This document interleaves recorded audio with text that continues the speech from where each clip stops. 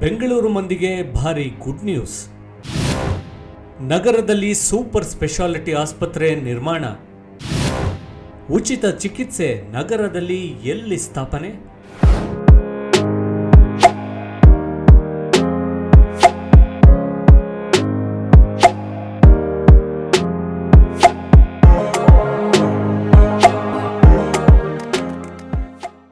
Garden city, silicon city ಬೆಂಗಳೂರಿನ ಜನತೆಗೆ ಈಗ ಒಂದು ಅತಿ ದೊಡ್ಡ ಸಿಹಿ ಸುದ್ದಿ ಸಿಕ್ಕಿದೆ.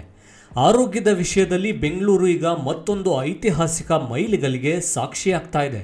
ಉದ್ಯಮಿ ಅಜೀಂ ಪ್ರೇಮ್ಜಿ ಅವರ ಅಜೀಂ ಪ್ರೇಮ್ಜಿ ಫೌಂಡೇಶನ್ ನಗರದಲ್ಲಿ ಒಂದು ಫಿಲಾಂಥ್ರಪಿ ಡ್ರಿವನ್ ಅಂದ್ರೆ ಸಂಪೂರ್ಣ ಲೋಕೋಪಕಾರಿ ಉದ್ದೇಶದ ಸೂಪರ್ ಸ್ಪೆಷಾಲಿಟಿ ಆಸ್ಪತ್ರೆಯನ್ನ ಸ್ಥಾಪನೆ ಮಾಡೋಕೆ ಮುಂದಾಗಿದೆ. ಬರೋಬ್ಬರಿ 1,000 ಹಾಸಿಗೆಗಳ ಸಾಮರ್ಥ್ಯದ ಈ ಆಸ್ಪತ್ರೆ ಬಡವರು ಮತ್ತು ಮಧ್ಯಮ ವರ್ಗದವರ ಪಾಲಿಗೆ ಸಂಜೀವಿನಿಯಾಗಲಿದೆ. ಇಲ್ಲಿ ಕೇವಲ ಚಿಕಿತ್ಸೆ ಮಾತ್ರವೇ ಅಲ್ಲ, ಅತ್ಯಂತ ದುಬಾರಿಯಾದ ಅಂಗಾಂಗ ಕಸಿ ಚಿಕಿತ್ಸೆಗಳು ಕೂಡ ಕೈಗೆಟಕೋ ದರದಲ್ಲಿ ಹಾಗೂ ಉಚಿತವಾಗಿ ಸಿಗುತ್ತೆ. ಹಾಗಾದರೆ ಈ ಸೂಪರ್ ಸ್ಪೆಷಾಲಿಟಿ ಆಸ್ಪತ್ರೆ ಎಲ್ಲಿ ನಿರ್ಮಾಣ ಆಗಲಿದೆ, ಯೋಜನೆಯ ವೆಚ್ಚ ಎಷ್ಟು, ಏನೆಲ್ಲ ಚಿಕಿತ್ಸೆ ಸಿಗುತ್ತೆ, ಯಾವಾಗ ಕಟ್ಟಡ ನಿರ್ಮಾಣ ಆಗುತ್ತೆ, ಈ ಎಲ್ಲದರ ಡೀಟೇಲ್ಸ್ ಇಲ್ಲಿದೆ. 10 ಎಕರೆ ಜಾಗದಲ್ಲಿ ಆಸ್ಪತ್ರೆ ನಿರ್ಮಾಣ, 1,000 ಕೋಟಿ ವೆಚ್ಚದಲ್ಲಿ ಹೈಟೆಕ್ ಆಸ್ಪತ್ರೆ. ಈ ಬೃಹತ್ ಯೋಜನೆಯ ಕುರಿತು ವೈದ್ಯಕೀಯ ಶಿಕ್ಷಣ ಸಚಿವ ಡಾಕ್ಟರ್ ಶರಣ್ ಪ್ರಕಾಶ್ ಪಾಟೀಲ್ ಅವರು ಅಧಿಕೃತ ಘೋಷಣೆ ಮಾಡಿದ್ದಾರೆ. ಈ ಆಸ್ಪತ್ರೆ ಉತ್ತರ ಬೆಂಗಳೂರಿನ ಕ್ಯಾಲಸನಹಳ್ಳಿಯ ಸಮೀಪ ತಲೆ ಎತ್ತಲಿದೆ. ಇದು ಹೆಣ್ಣೂರು ಮತ್ತು ಬೈರತಿ ಪ್ರದೇಶಗಳಿಗೆ ಹತ್ತಿರದಲ್ಲಿದ್ದು ಸುಮಾರು 10 ಎಕರೆ ವಿಸ್ತೀರ್ಣದ ಜಾಗದಲ್ಲಿ ಈ ಯೋಜನೆಯನ್ನು ಕೈಗೆತ್ತಿಕೊಳ್ಳಲಾಗ್ತಿದೆ. ಈ ಭೂಮಿಯನ್ನು ಕರ್ನಾಟಕ ಸರ್ಕಾರವು ಅಜೀಂ ಪ್ರೇಮ್ಜಿ ಫೌಂಡೇಶನ್ಗೆ 99 ವರ್ಷಗಳ ದೀರ್ಘಾವಧಿಯ ಗುತ್ತಿಗೆಗೆ ನೀಡೋಕೆ ನಿರ್ಧಾರ ಮಾಡಿದೆ. ವಿಶೇಷ ಅಂದರೆ ಈ ಜಾಗ ಪ್ರಸಿದ್ಧ ನಿಮ್ಹಾನ್ ಸಂಸ್ಥೆಯ ಉತ್ತರ ಬೆಂಗಳೂರು ಆವರಣಕ್ಕೆ ಹತ್ತಿರದಲ್ಲೇ ಇದೆ. ಮುಂದಿನ 5 ವರ್ಷಗಳಲ್ಲಿ ಈ ಆಸ್ಪತ್ರೆ ಸಂಪೂರ್ಣವಾಗಿ ಕಾರ್ಯಾರಂಭ ಮಾಡೋ ನಿರೀಕ್ಷೆ ಇದೆ. ಈ ಆಸ್ಪತ್ರೆ ನಿರ್ಮಾಣಕ್ಕೆ ತಗುಲೋ ಅಂದಾಜು ವೆಚ್ಚ ಬರೋಬ್ಬರಿ 1,000 ಕೋಟಿ ರೂಪಾಯಿಗಳು. ಈ ಸಂಪೂರ್ಣ ಮೊತ್ತವನ್ನು ಅಜೀಂ ಪ್ರೇಮ್ಜಿ ಫೌಂಡೇಶನ್ ಭರಿಸಲಿದೆ. ಆಸ್ಪತ್ರೆಯಲ್ಲಿ ಏನೇನು ಚಿಕಿತ್ಸೆ ಸಿಗುತ್ತೆ? ಸುಸಜ್ಜಿತ ಕೊಠಡಿಗಳ ನಿರ್ಮಾಣ. ಇದೊಂದು ಸಾಮಾನ್ಯ ಆಸ್ಪತ್ರೆ ಆಗಿರೋದಿಲ್ಲ, ಇದು ಅಂತಾರಾಷ್ಟ್ರೀಯ ಗುಣಮಟ್ಟದ ಮಲ್ಟಿ ಸ್ಪೆಷಾಲಿಟಿ ಕೇಂದ್ರ ಆಗುತ್ತೆ. ಇಲ್ಲಿನ ಮುಖ್ಯ ಗಮನ ಅಂಗಾಂಗ ಕಸಿ ಚಿಕಿತ್ಸೆಯ ಮೇಲಿರುತ್ತೆ.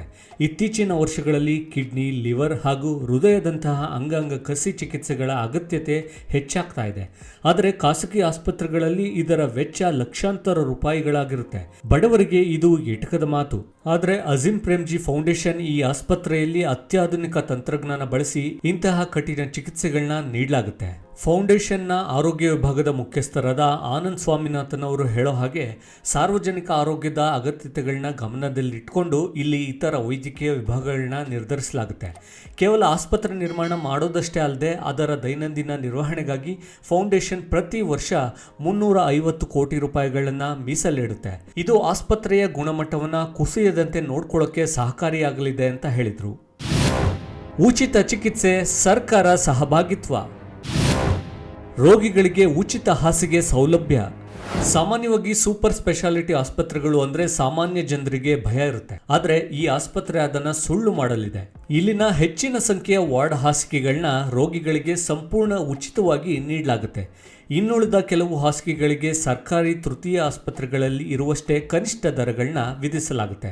ಅಷ್ಟೇ ಅಲ್ಲದೆ ಆ ಆಸ್ಪತ್ರೆಯು ಸರ್ಕಾರದ ಆರೋಗ್ಯ ವಿಮಾ ಯೋಜನೆಗಳಾದ ಆಯುಷ್ಮಾನ್ ಭಾರತ್, ಆರೋಗ್ಯ ಕರ್ನಾಟಕ ಅಡಿಯಲ್ಲಿ ನೋಂದಾಯಿಸಿಕೊಳ್ಳಲಿದೆ. ಇದರಿಂದಾಗಿ BPL ಕಾರ್ಡ್ ಹೊಂದಿರುವ ಬಡ ಕುಟುಂಬಗಳಿಗೆ ಉಚಿತವಾಗಿ ಹೈಟೆಕ್ ಚಿಕಿತ್ಸೆ ಲಭ್ಯವಾಗುತ್ತೆ. ಸರ್ಕಾರವು ಭೂಮಿ ನೀಡುವ ಮೂಲಕ ಈ ಯೋಜನೆಗೆ ಅಡಿಪಾಯ ಹಾಕಿಕೊಟ್ಟಿದೆ. ಆಸ್ಪತ್ರೆಯ ಆಡಳಿತ ಮಂಡಳಿಯಲ್ಲಿ ಸರ್ಕಾರದ ಪಾತ್ರ ಅತ್ಯಲ್ಪ ಇರಲಿದ್ದು, ವೈದ್ಯಕೀಯ ಶಿಕ್ಷಣ ಸಚಿವರು, ಪ್ರಧಾನ ಕಾರ್ಯದರ್ಶಿ ಮತ್ತು ನಿರ್ದೇಶಕರುಗಳು ಮಾತ್ರ ಸರ್ಕಾರವನ್ನು ಪ್ರತಿನಿಧಿಸುತ್ತಾರೆ. ಉಳಿದಂತೆ ಸಂಪೂರ್ಣ ನಿರ್ವಹಣೆಯನ್ನು ಅಜೀಂ ಪ್ರೇಮ್ಜಿ ಫೌಂಡೇಶನ್ ಸ್ವಾಯತ್ತವಾಗಿ ನಡೆಸಲಿದೆ. ಬಡವರಿಗೆ ಉಚಿತ ಚಿಕಿತ್ಸೆಯೇ ಇದರ ಉದ್ದೇಶ. ಬೆಂಗಳೂರು ಈಗ ಕೇವಲ ಸ್ಥಳೀಯರ ನಗರವಾಗಿ ಉಳಿದಿಲ್ಲ. ಇಲ್ಲಿ ಲಕ್ಷಾಂತರ ಮಂದಿ ಹೊರಭಾಗದ ಜನರು ಉದ್ಯೋಗಕ್ಕಾಗಿ ವಲಸೆ ಬರ್ತಾರೆ. ನಗರದ ಜನಸಂಖ್ಯೆ ಹೆಚ್ಚಾದಂತೆ ಸಾರ್ವಜನಿಕ ಆರೋಗ್ಯ ವ್ಯವಸ್ಥೆ ಮೇಲೆ ಭಾರಿ ಒತ್ತಡ ಬಿದ್ದಿದೆ. ಬೆಂಗಳೂರಿನ ಪ್ರತಿಷ್ಠಿತ ಸರ್ಕಾರಿ ಆಸ್ಪತ್ರೆಗಳಾದ ವಿಕ್ಟೋರಿಯಾ, ಬೌರಿಂಗ್ ಆಸ್ಪತ್ರೆಗಳು ಮತ್ತು ಹೃದಯ ಚಿಕಿತ್ಸೆಗೆ ಹೆಸರಾದ ಜಯದೇವ ಹಾಗೂ ಕ್ಯಾನ್ಸರ್ ಚಿಕಿತ್ಸೆಯ ಕಿದ್ವಾಯಿ ಸ್ಮಾರಕ ಸಂಸ್ಥೆಗಳು ಸದಾ ರೋಗಿಗಳಿಂದ ತುಂಬಿ ತುಳುಕಾಡ್ತಿರುತ್ತೆ. ತಮ್ಮ ಸಾಮರ್ಥ್ಯಕ್ಕೂ ಮೀರಿ ಈ ಆಸ್ಪತ್ರೆಗಳು ಕೆಲಸ ಮಾಡ್ತಾ ಇವೆ. ಖಾಸಗಿ ಆಸ್ಪತ್ರೆಗಳು ನಗರದಲ್ಲಿ ಬೇಕಾದಷ್ಟು ಇವೆ ಅನ್ನೋದಂತೂ ನಿಜ. ಆದರೆ ಅಲ್ಲಿನ ಚಿಕಿತ್ಸಾ ವೆಚ್ಚ ಸಾಮಾನ್ಯ ಜನರಿಗೆ ಕೈಗೆಟ್ಕೋದಿಲ್ಲ. ಇಂತಹ ಸಂದರ್ಭದಲ್ಲಿ ಅಜೀಂ ಪ್ರೇಮ್ಜಿ ಫೌಂಡೇಶನ್ನ ಈ 1000 ಹಾಸಿಗೆಗಳ ಆಸ್ಪತ್ರೆ ಸರ್ಕಾರಿ ಆಸ್ಪತ್ರೆಗಳ ಮೇಲಿನ ಹೊರೆಯನ್ನು ಗಮನಾರ್ಹವಾಗಿ ತಗ್ಗಿಸುತ್ತೆ. ಸಮಾಜದಲ್ಲಿ ಆರ್ಥಿಕವಾಗಿ ಹಿಂದುಳಿದ ವರ್ಗದವರಿಗೆ ಅತ್ಯುತ್ತಮ ಆರೋಗ್ಯ ಸೇವೆ ಸಿಗುವಂತೆ ಮಾಡೋದು ಈ ಯೋಜನೆಯ ಮೂಲ ಉದ್ದೇಶ ಆಗಿದೆ. ಅಜೀಂ ಪ್ರೇಮ್ಜಿ ಫೌಂಡೇಶನ್ ಬೆಳೆದು ಬಂದ ಹಾದಿ. ಅಜೀಂ ಪ್ರೇಮ್ಜಿ ಫೌಂಡೇಶನ್ ಈ ಮೊದಲಿನಿಂದಲೂ ಕರ್ನಾಟಕ ಸರ್ಕಾರದ ಜೊತೆಗೆ ನಿಕಟವಾಗಿ ಕೆಲಸ ಮಾಡ್ತಾ ಇದೆ. ಶಿಕ್ಷಣ ಕ್ಷೇತ್ರದಲ್ಲಿ ಫೌಂಡೇಶನ್ನ ಕೊಡುಗೆ ಅಪಾರವಾಗಿದೆ. ವಿಶೇಷವಾಗಿ ಸರ್ಕಾರಿ ಮತ್ತು ಅನುದಾನಿತ ಶಾಲೆಗಳಲ್ಲಿ ಓದ್ತಿರೋ ಮಕ್ಕಳಿಗೆ ಮಧ್ಯಾಹ್ನದ ಬಿಸಿಯೂಟ ಯೋಜನೆಯಲ್ಲಿ ಈ ಫೌಂಡೇಶನ್ ದೊಡ್ಡ ಪಾತ್ರ ವಹಿಸ್ತಿದೆ.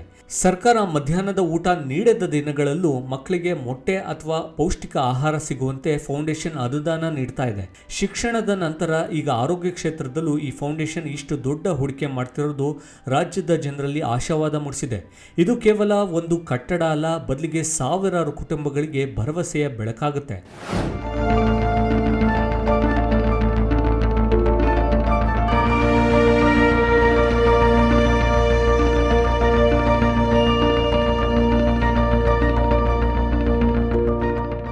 ಒಟ್ನಲ್ಲಿ ಅಜೀಂ ಪ್ರೇಮ್ಜಿ ಫೌಂಡೇಶನ್ನ ಈ ಮಹತ್ವಾಕಾಂಕ್ಷೆಯ ಯೋಜನೆ ಬೆಂಗಳೂರಿನ ಆರೋಗ್ಯ ಕ್ಷೇತ್ರದಲ್ಲಿ ಒಂದು ಹೊಸ ಕ್ರಾಂತಿಯನ್ನೇ ಸೃಷ್ಟಿ ಮಾಡಲಿದೆ.